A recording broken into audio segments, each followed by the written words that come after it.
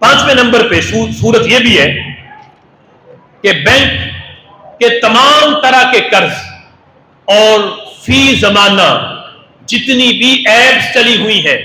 جو لوگوں کو قرض دیتی ہیں، کوئی 50,000، کوئی 1,00,000 تک، کوئی 25,000، مختلف صورتیں،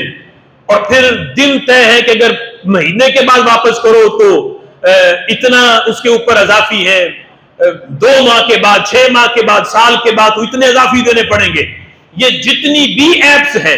جتنے بھی بینک کے قرض کی صورتیں ہیں جو قرض دے کے اضافی پیسے لیتے ہیں، بھلا وہ 1% ہی کیوں نہ ہو، 1 روپے ہی اوپر اضافی کیوں نہ لیتے ہوں، وہ کسی بھی مد میں لیتے ہوں کہ یہ ہم سروس چارجز لے رہے ہیں یا یہ اس مد میں لے رہے ہیں، یہ ساری کی ساری صورتیں سود کی ہیں اور یہ ناجائز اور حرام ہیں۔ اللہ ہمیں ان سب صورتوں سے بچنے کی توفیق عطا فرمائے۔ یہ بھی سمجھ آ گیا کہ جتنی بھی ایپس ہیں جو قرض دیتی ہیں، اضافی پیسے لیتی ہیں، یہ بھی ایک سودی معاملہ ہے۔